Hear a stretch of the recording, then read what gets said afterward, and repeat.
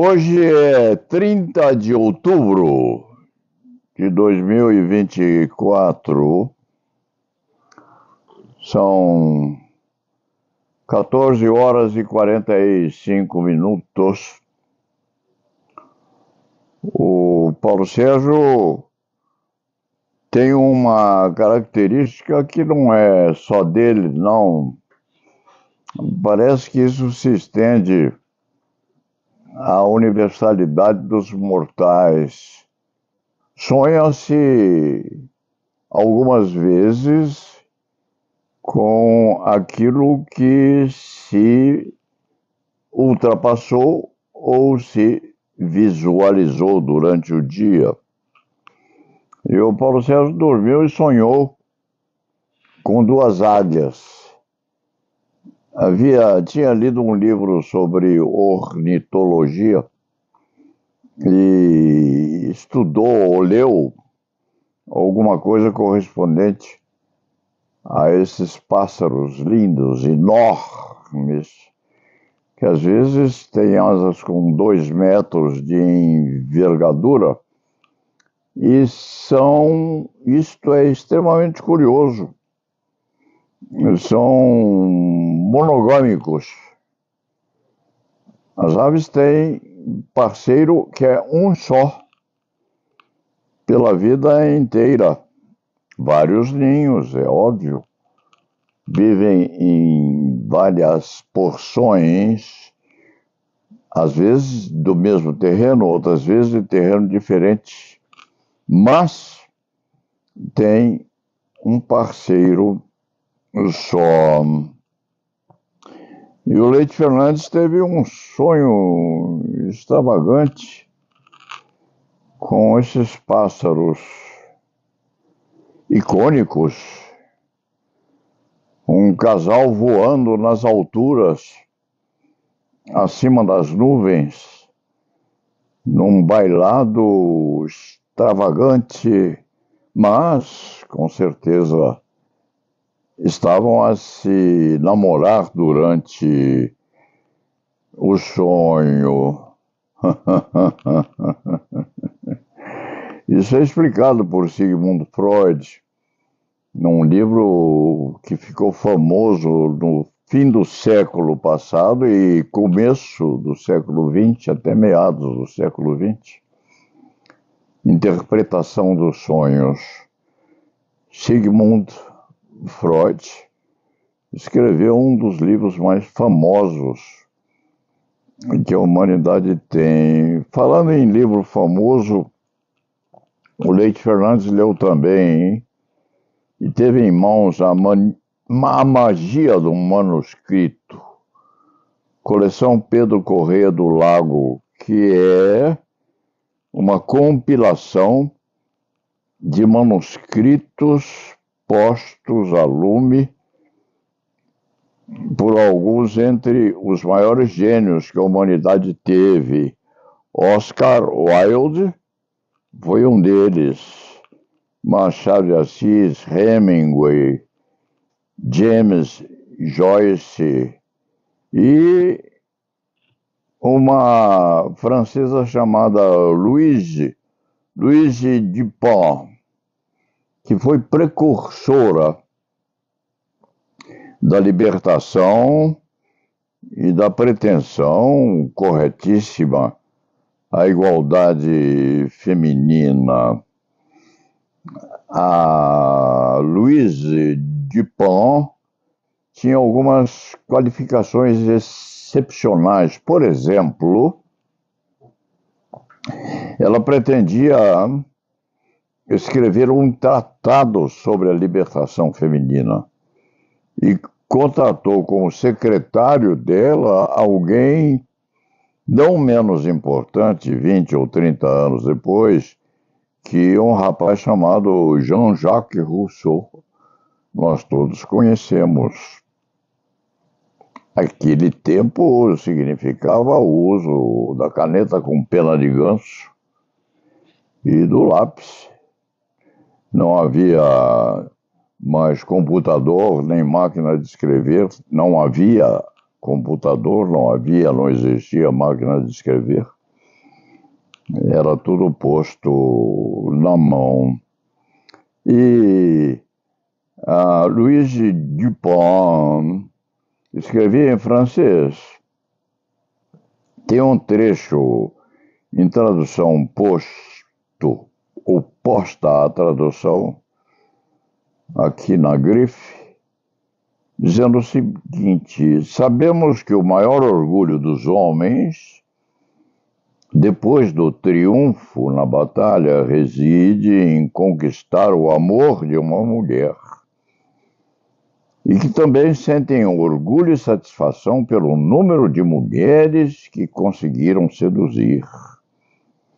Dizia mais, madame, as mulheres aprendem que seu maior orgulho está em resistir ao amor. E quando se entregam, deve ser para um único objeto, a quem se devem dedicar sem reservas.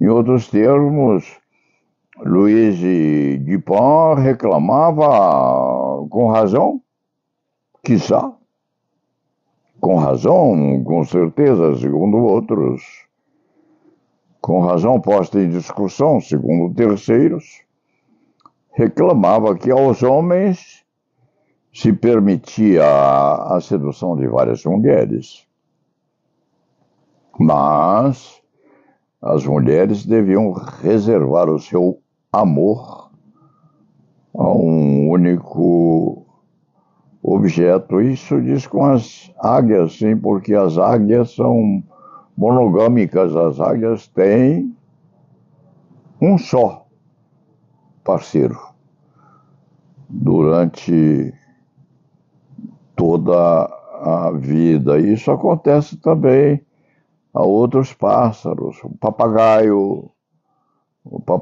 é monogâmico, é uma preferência que deveria ser, ou talvez seja, obedecida pela grande maioria dos machos da espécie humana. Mas, falando-se ainda no objeto da crônica, nós vamos ter eleições, a renovação dos conselhos estaduais da Ordem dos Advogados do Brasil, agora, no fim do mês de novembro, se a memória não falha, aos 21 de novembro, vamos escolher qual a chapa a ser preferida em São Paulo e no Brasil inteiro.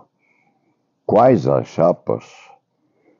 Em todos os estados da federação. Em São Paulo são 500 mil advogados.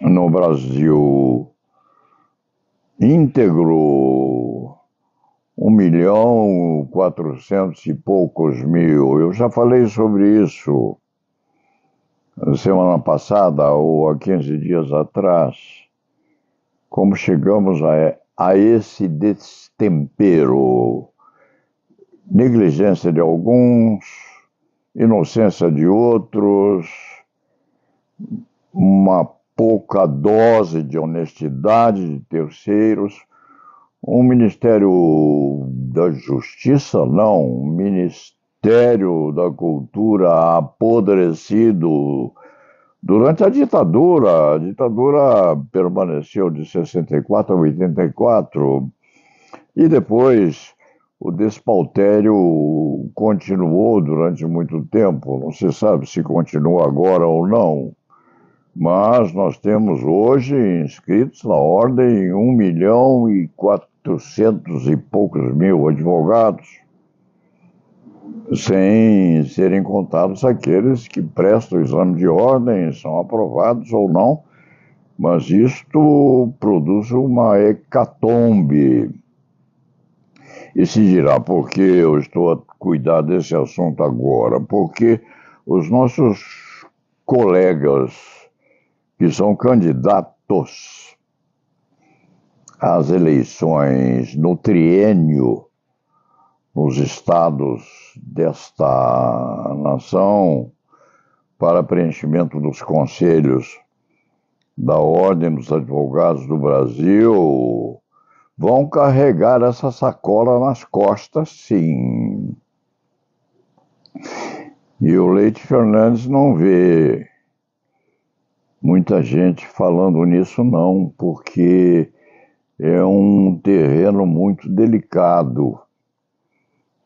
O que é que os vencedores vão de fazer com esse 1 milhão e pouco de advogados inscritos, mais o outro 1 milhão que pretende estar por aí nas andanças, tentando inscrever-se ou prestando exame de ordem para inscrição? Como os nossos conselhos seccionais vencedores, com certeza, onde lidar com esses percalços sofisticados. Este Leite Fernandes é quase decano na advocacia paulista. Criminal, com certeza, o é. Civil não, porque Ives Gandra da Silva Martins, que tem também a mesma idade que o Leite Fernandes, está chegando a nonagenário. Ives Gandra é inscrição 11 mil, Paulo Sérgio é inscrição 13.400 e pouco. Então, Ives Gandra inscreveu-se na ordem uns 2.000 números antes de mim. Por que Paulo Sérgio fala em Ives Gandra da Silva Martins? Porque, fora da política também, nós dois já somos praticamente avoengos ou levados à dupla característica de avoengos, porque o Ives tem na filha dele candidata à vice-presidência de uma das chapas à renovação do Conselho Seccional Paulista. Uma advogada muito competente, que o Leite Fernandes conheceu vinda do Rio Grande do Sul, e sucedendo o pai, inclusive na advocacia trabalhista, na qual Ives Gandra foi autor de um reinado que ainda continua vigendo nessa nossa nação. O Paulo Sérgio se comprometeu a votar em Caio. E compromisso havido é compromisso mantido. Vai depositar seu voto na urna em favor de Caio. E há também outras chapas no debate. Nosso companheiro Sica é candidato e parece que há outros companheiros muito qualificados disputando. Eu vou votar em Caio, sim, no dia da eleição. Sobrando a Caio, se quando vencedor, e sobrando ao vencedor, se for outro, esse rebotalho de 1 milhão e poucos advogados que precisam ser tratados com muita honestidade e que querem advogar. Outro dia houve o fazimento de um cálculo sobre quantos clientes um advogado brasileiro deveria ou poderia ter, em média, frente à população brasileira. chegando-se à conclusão de que um advogado no Brasil chegaria para 150 brasileiros. Uma banca de advocacia, entre 1 milhão e poucos advogados que nós temos, serviria a contento para 150 brasileiros. Talvez dê para viver, talvez não dê para viver, mas os vencedores hão de ter essa questão muito sinuosa a resolver. Por que é importante a eleição em São Paulo no âmbito nacional? Porque São Paulo é a seccional mais relevante que nós temos por aí no cômputo geral. E lá à frente há de se compor novamente o Conselho Federal, elegendo o presidente nacional da nossa corporação. O novo presidente nacional da Ordem dos Advogados do Brasil vai precisar lidar com 1.400.000 advogados, numa receita que eu não sou muito bom em conta, não. Mas outro dia tentei fazer o cálculo da receita que a ordem teria na observância da obrigação de cada advogado inscrito, daria alguma coisa em torno de 1 bi, sem pagamento de impostos. Evidentemente com obrigação de manufaturar a sobrevivência das 240 e poucas subseções só no estado de São Paulo. No resto do Brasil nem se sabe quantas são, mas uma receita financeira no valor de 1 bilhão de reais. Mas, problema maior, como os vencedores vão lidar com esse 1 milhão e com aqueles outros que estão a realizar o exame de ordem, exame este entregue à Fundação Getúlio Vargas, com algumas questões bem postas, outras questões que se diriam mal feridas, porque não se entende bem o que os examinadores estariam a pretender ou pleitear como resposta. De qualquer maneira, um saco de pancadas para aquele que, em se candidatando à presidência da seccional, ou mais tarde, vencedor, candidatando-se a Barreau geral, pode ser até eufemismo ou redundância, há de precisar lidar com isso tudo. O que é que o nosso colega vencedor há de pretender em relação à manutenção da condição ética e de respeitabilidade da Ordem dos Advogados do Brasil? Eu não vi qualquer disputa ou discussão sobre o assunto. O que eu sei é que o Ministério da Educação andou apodrecido por uns tempos. O que eu sei é que a ordem nem sempre teve a masculinidade, pode ser paradoxo, indispensável a poder lutar contra isso. Mas alguém que ascender ao trono, vai precisar carregar esse andor. E a pergunta antecipada vem ao vencedor, numa predisposição à criação de problema, quem sabe.